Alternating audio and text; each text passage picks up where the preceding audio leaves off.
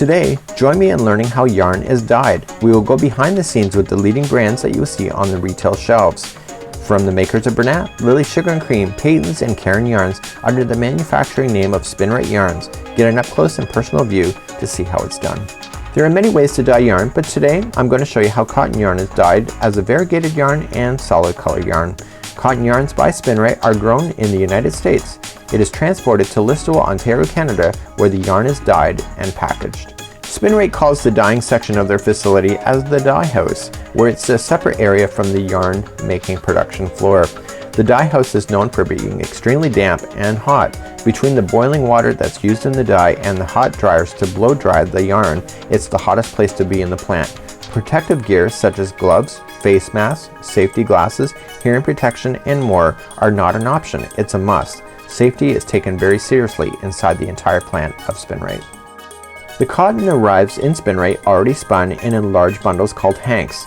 The hanks are prepared in a way that the yarn does not twist or tangle.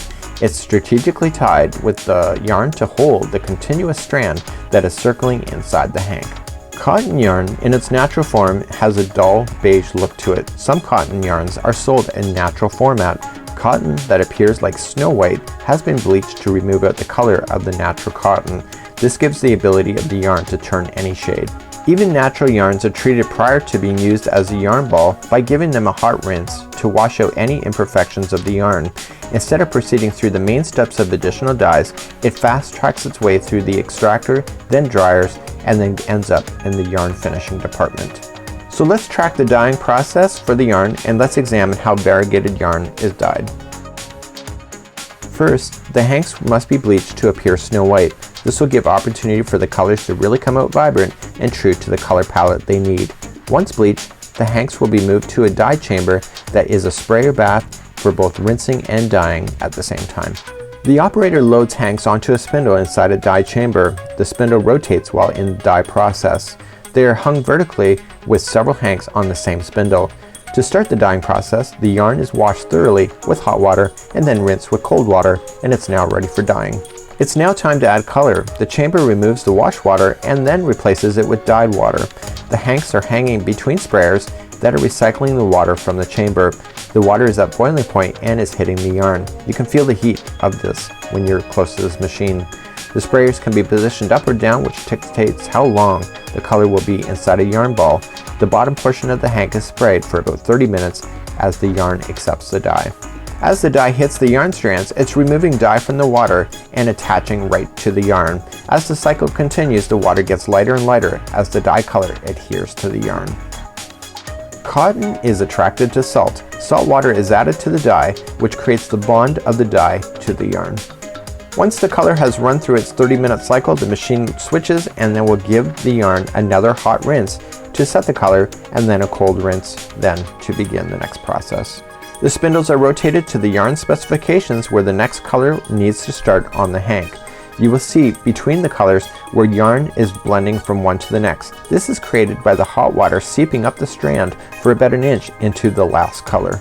So for every color that is needed in one ball of yarn, this is how many times the yarn is dyed and rotated inside the dyeing chamber at the same time. This process can take up to 3 to 5 hours. For solid dyes such as red as you see here, the process is simpler and involves a large hot bath. The hanks are bleached like they would have been if it was variegated yarn dyeing. They are placed inside the large tank. The water inside has dye added to it and the water is at boiling point. The hanks will sit in the water until the dye adheres to the yarn strands. Like the chamber, the dye is absorbing the hanks. The water is constantly moving around to give all of the hanks a fair opportunity to be dyed the exact same color. Once the dyeing process is done for both variegated and solid color yarn, the hanks are then removed from the chambers or the tank into a large bag that is lined inside a rolling tub. Once the chamber is unloaded, the bag is then full. The extractor operator then will come and take the rolling tub to the extractor. They will lift up the bag and the operator will open up the bottom of the bag when over top of the extractor, getting as close as possible to equal on both sides.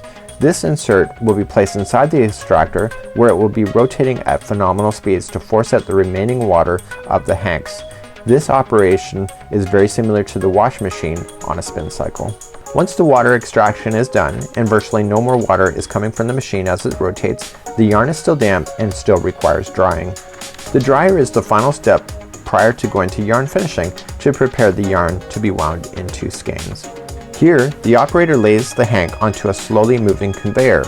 They will lay one layer of hanks, then walk about 100 feet to the other side of the dryer and retrieve the next hanks that are coming out the other side. The operator is constantly moving between the loading and unloading, and it's a complete workout throughout the day. Once dried, it's moved over to the main production of the yarn company to be finished, and it will sit there and wait for the next process. So that's it for today on how yarn is dyed. I hope that you've enjoyed your front row seat, and on behalf of Yarnspirations and the Crochet Crowd, have an amazing day.